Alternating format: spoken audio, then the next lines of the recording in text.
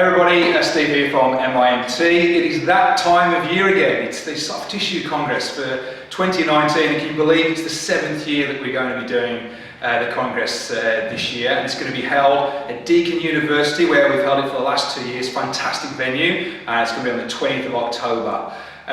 Today I'm joined by Jason Stacey. Now, if you were lucky enough to attend last year, Jason spoke there on the core stiffness, the dysfunctional link, if I remember that rightly, and I should remember it because it was a fantastic talk. Now we listened to feedback, and the feedback for Jason was excellent. So you did something right there, Jason. That's fantastic. Good, yeah. And he's agreed to come back again this year, which we're thrilled about. Jason, I suppose for people who didn't get to come last year, can you tell us, I suppose, a little bit about your background, so we get an understanding of where you've been? And, Absolutely. Of course. Well, firstly, thanks for inviting me back again. I'm very excited to be there. I really enjoyed the time. Well, my background, I've been in the industry of fitness, health, allied health, strength conditioning, high performance for about 25 years now. Worked in a variety of environments, from inpatient hospital care to physio clinics to traveling the world with various sports teams in a lot of different sports, from pro dance to table tennis to pro tennis to combat sports. Do a lot of teaching and speaking nowadays as well. So quite a mix, like I said, mainly with fitness, massage, rehab, myotherapy, just a bit of everything.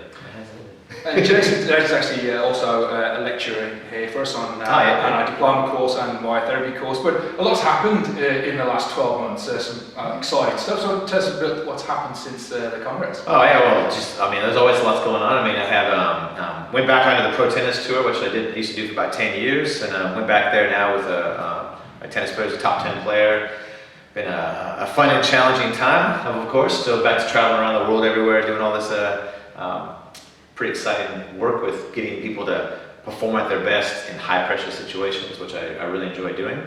I've had a couple of my clients who are a professional dancer actually, was on Dancing with the Stars, launched a huge production with Dirty Dancing, it was massive, just went everywhere. So it's been a pretty productive year with getting my clients to make some huge progress. So, and where are you off to this weekend?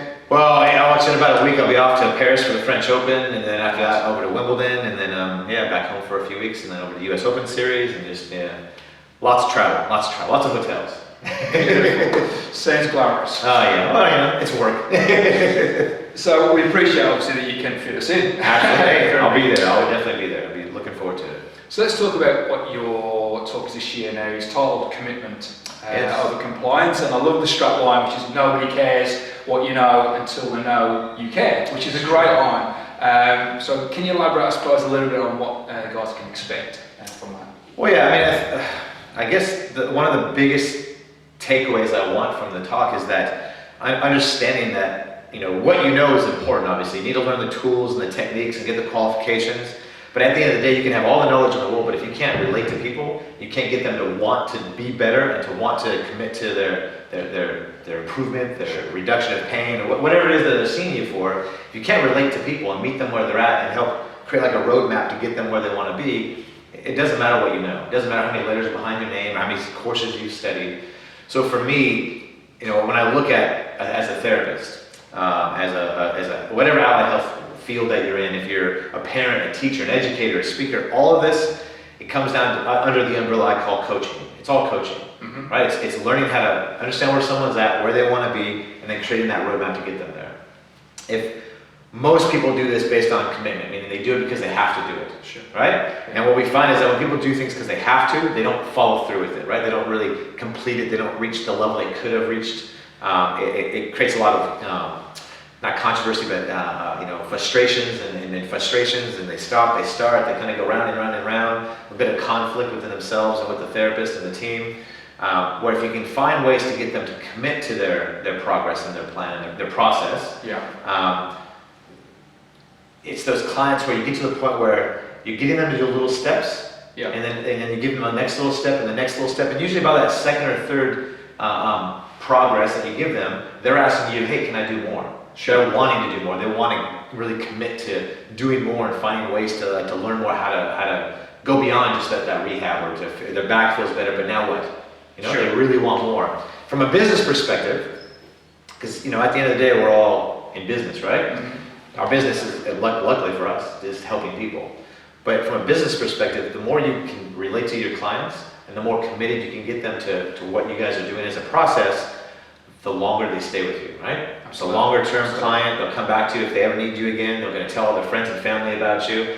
So it helps you from a business perspective to be more sustainable, which takes pressure off of you. You can focus on, again, working with your clients rather than be stressed about where the next client's coming from. Yeah. Right? So a lot of it's commitment versus compliance, but it's understanding that there's a relationship between the two. Yeah. And there's more to getting people to be better, whatever that might mean in your area, than just, I know some really good stretches, or I know this new technique I learned. Yeah. Yeah, that makes sense. Yeah, and I think it's really important because they've just covered both sides, really. Yeah. And I know we talked about, well, we don't like to use the word buy-in, but there's two elements to that, where you've got you're going to be helping the client along their journey, but it's also helping you with the tools, obviously, in terms of retention, which is what a lot of therapists do struggle around. So 100%. So I'm assuming there's going to be some practical takeaways that they can kind of really implement straight away. Hey, look, if anyone that's ever been in my classes, or if they've worked with me at all, they know that there's two things I always want. Like, firstly, as a coach, I want to give you practical tools that you can use tomorrow. Like right away, your next client, I'm hoping to provide you guys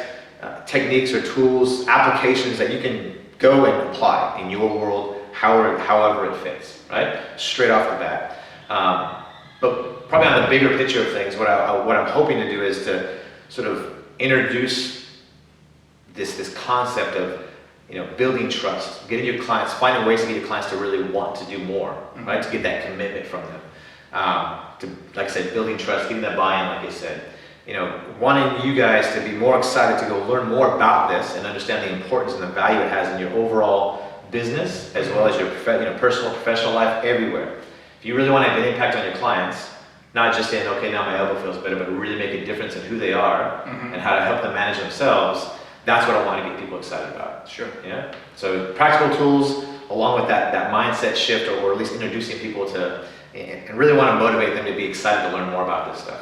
Fantastic. Well, I'm excited by it. I knew when you sent it through on the sheet, it looked really good. And we'll have details of a bit of an overview of what Jason will be talking about on our website soon as well. Jason, thanks for your time and squeezing us in today. Guys, it just sounded a fascinating talk. Jason's one of 5 presenters that we actually have on the day, and we've listened to the feedback as we've gone through the conferences and brought back some of the guys that you really wanted to see. So go to our website and have a look through about what they'll be speaking about. It is on the 20th of October. There's an early bird offer on until the 30th of August. There's details on how to register at the end. If you've missed out and you haven't been before, you do need to be there.